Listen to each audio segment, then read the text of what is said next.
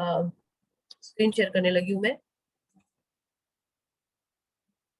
Here we go, ये हमारा आज का क्विज है, ठीक है जी, और ये हमारा last lecture. Ma'am kindly MU को मार्जिनल यूटिलिटी को वंस अगेन एक्सप्लेन करना।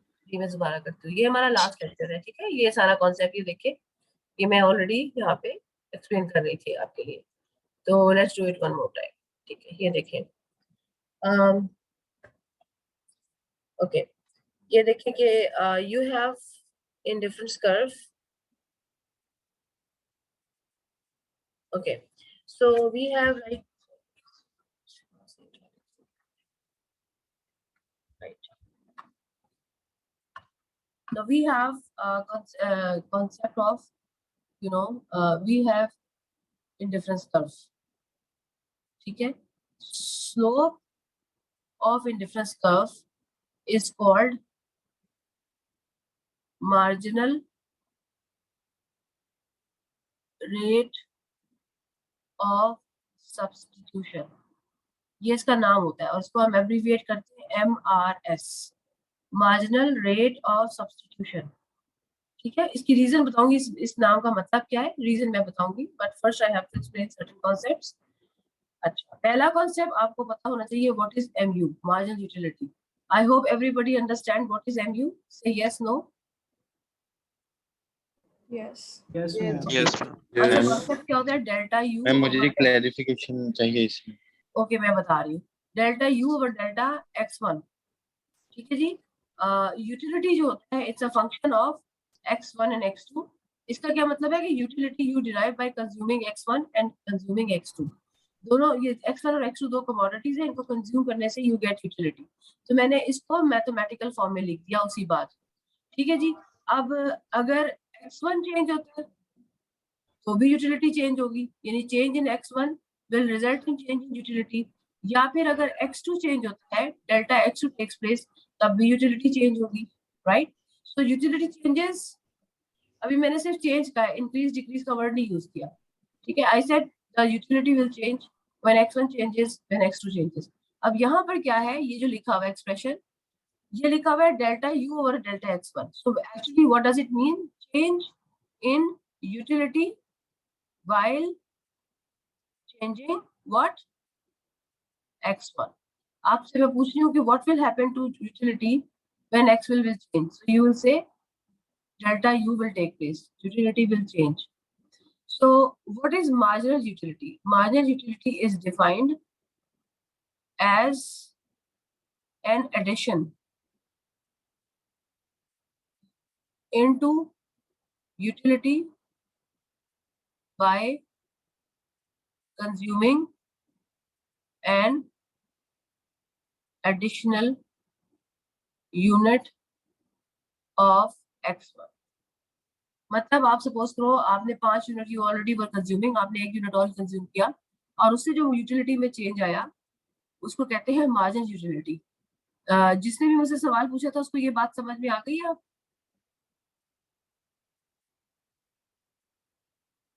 Who asked me the question about marginal utility concept? Yes ma'am. Clinton Ashraf. तो Clinton Ashraf, marginal utility is a change in utility with the addition of consumption of 1 unit। अब देखो ये marginal utility जो है ना, ये इसकी क्या फॉर्म हो सकती है, it can be, marginal utility जो है वो पॉजिटिव भी हो सकती है और नेगेटिव भी हो सकती है, लेकिन एक फैक्ट है कि ये हमेशा डिमिनिशिंग होती है। डिमिनिशिंग का मतलब है कि जैसे जैसे आप किसी चीज की कंजम्पशन करते जाते हो, उससे जो आपको एडिशनल यूटिलिटी डिराइव होती है, it's keep on going down and down and down, ठीक है। इट्स ऑलवेज डिक्रीजिंग, एवरी, पहले डिक्रीजिंग का मतलब है पहले पॉजिटिव होगी, यानी कि अगर मैं यहाँ पर x1 बनाऊं और यहाँ पे mu बनाऊं, तो मे बी मार्जिनल यूटिलिटी पहले यहाँ पर है, फिर जैसे जैसे आप कंजम्पशन इसकी इंक्रीज करते जा रहे हो, मार्जिनल यूटिलिटी डिक्रीज होती जा रही है, अल्टीमेटली इट रीचेस 0, और नेगेटिव भी हो सकती है। तो ये मार्जिनल यूटिलिटी का प्रोफाइल है, जैसे कि ये मैंने ग्राफ बना के दिखाया। सो marginal utility is always decreasing and this a fact, it's a fact. तो अब हम इस फैक्ट को रिकंसाइल करेंगे किसके साथ, स्लोप ऑफ इंडिफरेंस कर्व के साथ। Coming back to slope of indifference curve, so what is slope of indifference curve? Look, ये इंडिफरेंस कर्व है, u is a function of x1 and x2। ये सबको समझ में आ रहा है? What is u? u is utility, और ये u किस लिए, जैसे हम लिखते हैं ना y is a function of x, ऐसे लिखते हैं ना मैथ्स में, तो हम फंक्शन Yes, के लिए f यूज करते हैं। तो मैं इसको ऐसे भी लिख सकती हूँ, y is a y of x, इसका कोई भी नाम दिया जा सकता है बिल्कुल इसी, यानी कि जरूरी नहीं है f ही लिखा जाए, it can be y also. इसी तरह से u is a function of x में u, ये वाला जो u है ये फंक्शन का को शो कर रहा है, और ये u जो है ये यूटिलिटी को शो कर रहा है कि u is derived from the consumption of x1 and x2। अगर ये वाली बात सबको समझ में आ गई है तो मैं आगे चलूं। yes ma'am. Yes, Okay. ma'am. So if you understand this, तो अगर ये आपकी यूटिलिटी की इक्वेशन है और मैं यहाँ पर बना रही हूँ इंडिफरेंस कर्व x1 और x2, इंडिफरेंस कर्व होता है ऐसा, और उसके ऊपर मैं लिखती हूँ u बार। u बार का क्या मतलब होता है विशाल?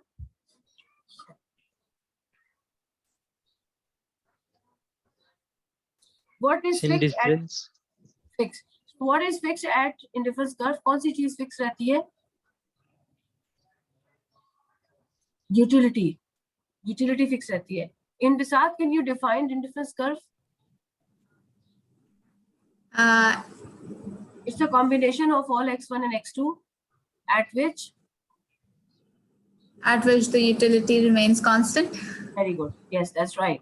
तो ये देखो विशाल के ये point, it's one combination of x1 and x2, see this much of x1, this much of x2, this is another combination of x1 and x2, this is another combination, all these combination are those combination at which u remains constant, utility is same at every point। यही definition है और यही graph है। तो अगर मैंने इस equation को इंडिफरेंस कर, ये यूटिलिटी फंक्शन है, what is this utility function, and I want to convert this function into indifference curve equation, तो what should I do? I will simply put a bar on it, okay. तो बजाय ये हटाती यहाँ से u bar is a u of x1 x2, ये क्या बन गया? ये इंडिफरेंस कर्व बन गया, ठीक है। तो अब बहरहाल ये इतना इम्पोर्टेंट नहीं है, अगर आपको इंटरेस्ट है तो आप कर लो, नहीं है तो कोई जरूरी नहीं है। आपको बस ये ग्राफ समझ में आना चाहिए और ये पॉइंट समझ में आने चाहिए, तो काफी है आपके लिए। सो गिवन दिस अंडरस्टैंडिंग, अब हम आ रहे हैं किसकी तरफ? मैं दोबारा से ग्राफ को बना रही हूँ, यहाँ पे है x1 और यहाँ पे है x2, और ये मेरा u बार लेवल है, और I am moving from point A to point B, ठीक है जी। अब आप मुझे बताइए, कौन बताएगा कि तनवीर, आप मुझे बताइए कि when I am moving from point A to point B, what is happening to x1? x1 is increasing. Yes, let's say it's +1. +1 का मतलब है I'm increasing x1 by 1 unit. Okay, By what is happening to x2? It is decreasing by Very some good. unit. Let's say it is -2. Suppose कर लें It is it's -2. decreasing by 2 units. Decreasing by 2. 2. Minus का मतलब है decreasing, 2 का मतलब है 2 unit से decrease. अच्छा, अब अगर मैं ये लिखूं delta x2 over delta x1 है, और क्या ये ऐसे नहीं लग रहा जैसे कि अगर सपोज आपका एक ग्राफ होता है, यहाँ पर होता y और यहाँ पर होता x, और ये इस तरह का ग्राफ होता, तो आप अगर लिखते delta y over delta x, है ना, बिल्कुल उन्हीं लाइंस पर यहाँ पर हमने क्या लिखा हुआ है? Delta x2 over delta x1, because we change the names of the axis, so accordingly we are writing it this way। अब मुझे ये बताओ तनवीर कि ये जो चीज है, ये देख के कुछ याद आता है कि ये क्या चीज है? Delta y over delta x, slope है। तो अगर ये स्लोप है, whenever you are writing about the slope and you represent it by delta y by delta x, so what it is, ये जो मैंने हाईलाइट किया, what it is? It remain constant. It's a It remain constant. नहीं, ये तो नहीं मैंने पूछा, मैं ये पूछ रही हूँ तनवीर के अगर यहाँ पे y लिखा और यहाँ पे x लिखा हो, कर्सर को फॉलो करें, यहाँ y यहाँ x, तो delta y by delta x आप कह रहे हो कि ये स्लोप ऑफ द ग्राफ होती है, स्लोप ऑफ द फंक्शन होती है। बिल्कुल उसी तरह से अगर यहाँ पे x2 लिखा हुआ है और यहाँ पर x1 लिखा हुआ है, and I am writing delta x2 by delta xn and I'm asking what it is, so what should be your answer? ये क्या है? It is the slope. It is a the slope. slope of the Yeah, exactly. It is a slope. Slope of what? कौन सा graph है यहाँ पर? ये कौन सा ग्राफ है? indifference. Exactly. So can I say delta x2 over delta x1 is the slope of indifference curve? Yes. Very good, very good, excellent। तो अगर ये स्लोप ऑफ इंडिफरेंस कर्व है, तो यहाँ पे जो मैंने ए से लेके बी तक मूवमेंट दिखाई है, उसमें डेल्टा एक्स की जगह पे क्या नंबर आएगा? Minus delta x2. हाँ, डेल्टा x2 इज -2 और डेल्टा x1 किसके बराबर है? 1. Very good, +1, +1। Okay, so if you are, इसका मतलब है actually we have also worked out the value of the slope that is -2 over +1 that will become -2. ये बात क्लियर हो गई कि हमने ये जो लिखा है ये हमने वैल्यू ऑफ द स्लोप निकाल ली है. Yes, ma'am. ओके, अब मुझे ये बताओ, I would like to ask from, कहाँ से सब लोगों कैमरास ऑफ है, मैं कैसे बात करूं? अहमद, Yes, आप ma'am. मुझे बताओ कि ये जो है -2 डेल्टा x2 और डेल्टा x1 जो है वो -2 और 1 है, ये लिखा हुआ है, तो इस नंबर को आप कैसे एक्सप्लेन करोगे? मैं स्टार्ट करती हूँ. In order to, the consumer wants to increase 1 unit of x1 and he would Decrease 2 units 2 of units of, x2. exactly. Once he increases 1 unit of x1, he would decrease 2 units of x2. Why he is doing it? Because To remain at the same utility. very good, to keep the utility level fixed. And why it is important to keep the utility level constant? Because we are working with, Indifference curve. yes, very good, because at indifference curve utility remains same. अब मैं सारी बात को दोबारा कर रही हूँ. Delta x2 और डेल्टा x का मतलब है कि in order to get 1 unit of x1, consumer will decrease 2 units of x2 and that will make him at the same level of indifference curve and utility will remain the same. So most important अब line आने वाली है, इसको गौर से सुनिएगा. तो क्या मैं ये कह सकती, can I say that in order to to get 1 more unit of x1, he would have to sacrifice or he would have to substitute and he would have to decrease 2 units of x2. Is it right? Yes, Yes, ma'am. ma'am. Okay. So अगर मैं इसको देखूं, यहाँ पे लिखती हूँ, एक लफ्ज लिखती हूँ, उसको हम कंसाइल करेंगे इस नंबर के साथ. Marginal rate of substitution. C. Marginal rate of substitution. Important इसमें है rate. Rate क्या है? It's a ratio. Every ratio is called rate. Why we calling it rate? Because it's a ratio. -2 over 1 is a ratio. तो ये बात समझ में आ गई कि रेट क्यों कह रहे हैं इसको? ठीक है. Yes, ma'am. अब सब्स्टिट्यूशन, क्या यहाँ पे सब्स्टिट्यूशन हो रही है? एक चीज दूसरे से सब्स्टिट्यूट हो रही है. Are we substituting 1 unit of x1 for 2 units of x2? We are getting 1 unit and we are sacrificing 2 units. So we are substituting x1 and we are leaving x2. Is it right? Yes, ma'am. Okay. तो इसका मतलब है कि ये एक ratio है, इस ratio के अंदर सब्स्टिट्यूशन की बात हो रही है. So rate of substitution तो समझ में आ गया.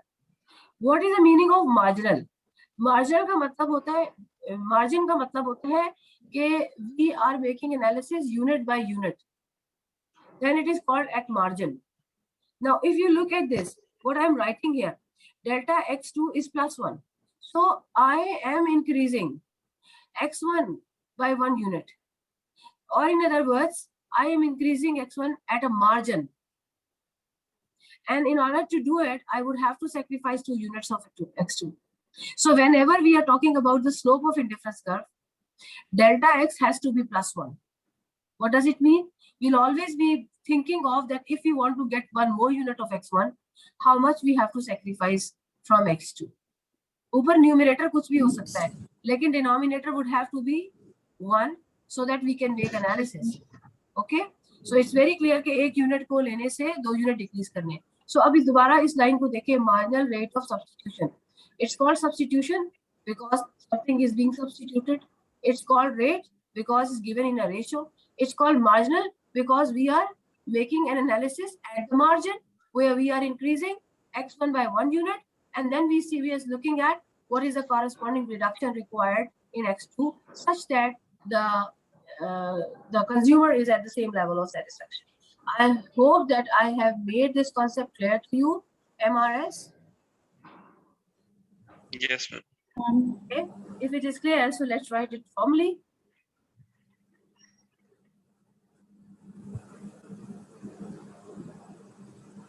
It's called MRS. It is slope of indifference curve, it is defined as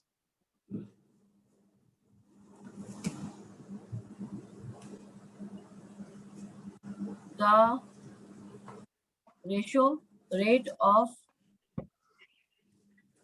rate of sacrifice from X2 commodity